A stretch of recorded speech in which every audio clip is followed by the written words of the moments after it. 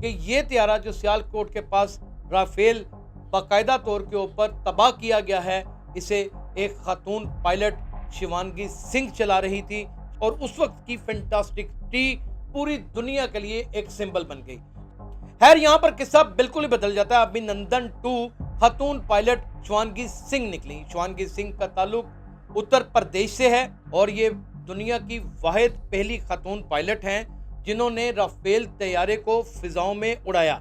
इस बार जब ये सियालकोट से जंगी जनून के साथ पाकिस्तान की हदूद में एंटर हुई तो पाकिस्तान के शाहीनों ने फिर से तारीख को दोहराते हुए इस तैयारे को घेर लिया और ये तैयारे समेत जमीन के ऊपर गिर गई और फौरन ही इन्होंने अपनी गिरफ्तारी दे दी। क्या भारत को अब जंगी जनून की गलती करनी चाहिए? ये एक बहुत बड़ा सवालिया निशान है। मेरा नाम यासिर शमून खान है। भारतीय फजाइया का जंगी जनून और सियालकोट के इलाका में एक और राफेल तैयारा तबाह।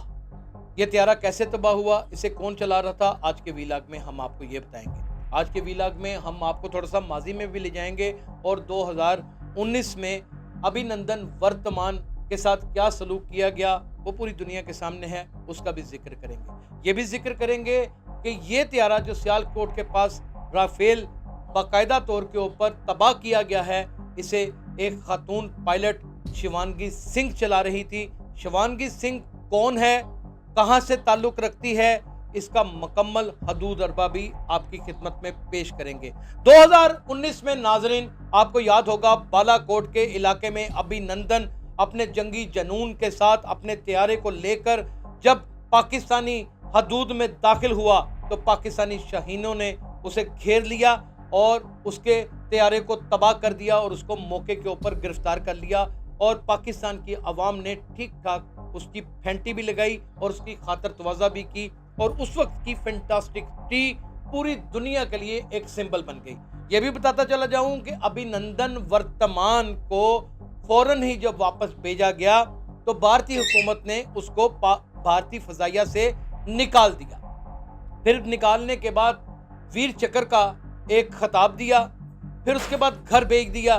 फिर जब भी जंगी जनून सवार हुआ तो फिर वर्दी पहना दी। भारतीय पायलटों को मोटिवेट करो और पाकिस्तान जाएं और पाकिस्तान के साथ लड़ने में अपनी हिम्मत जुटाएं। खैर, यहां पर किस्सा बिल्कुल ही बदल जाता है। अभिनंदन 2 खातून पायलट शिवांगी सिंह निकली। शिवांगी सिंह का ताल्लुक उत्तर प्रदेश से है। 2017 में भारतीय फजाइया को इन्होंने ज्वाइन किया और मिग 27 और मुख्तलिफ तैयारे की उड़ान भरती रही। एक इंटरव्यू में बताती हैं कि मुझे रोजाना ही नए तजुर्बात करने की आदत है और मैं इस आदत को अपना मामूल बना के चलती हूँ।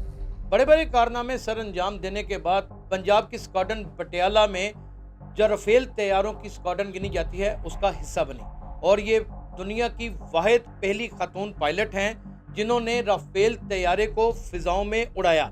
इस बार जब ये सियालकोट से जंगी जनून के साथ पाकिस्तान की हदूद में एंटर हुई तो पाकिस्तान के शाहीनों ने फिर से तारीख को दोहराते हुए इस तैयारे को घेर लिया और ये तैयारे समेत जमीन के ऊपर गिर गई और फौरन ही इन्होंने अपनी गिरफ्तारी दे दी। नाजरीन, दुश्मन मुल्क का कोई पायलट हो, फौजी हो, गिरफ्तार हो, वो एक जंगी कैदी होता है।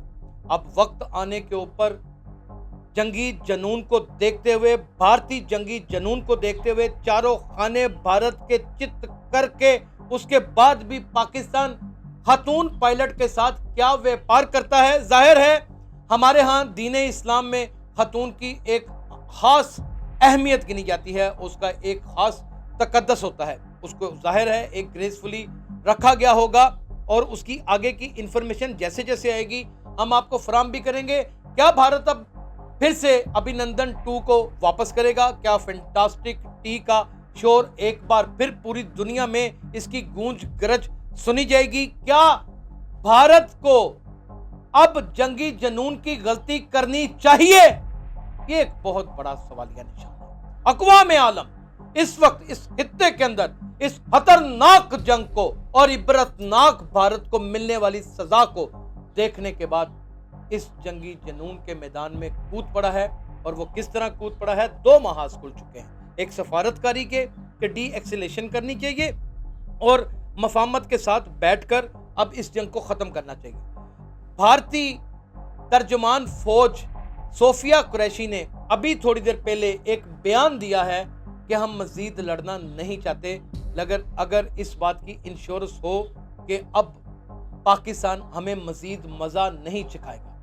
नाज़रीन, ये मैं चाहूँगा कि मेरे एनएलई साहब क्लिप तलाश करके इसको भी ज़रूर एक दफ़ा वीडियो में लगाएं ताकि आप देख सकें कि जिस तरीके से दहशतगर्दी अक़वाम आलम में की जाती है, फिर उसकी सजाएं क्या तजवीज़ होती हैं रब्बुल इज़्ज़त की ज़ात की जानिब से। शहीनों को मुख्तस कर दिया जाता है उनका कला कुमा करने के लिए, और फिर पस्त कौमें किस तरह अपने हथियार फेंकती हैं, ये भी एक देखने वाला मंजर है। आने वाले वक्त किस नतीजे के ऊपर, किन हालात पर और किन मामलात को आगे ले जाने पर हमें खड़ा करेंगे, इसकी एक एक इत्तला हम ट्रू स्टोरी पे आपको पेश करते रहेंगे। अपना बहुत ख्याल रखिएगा।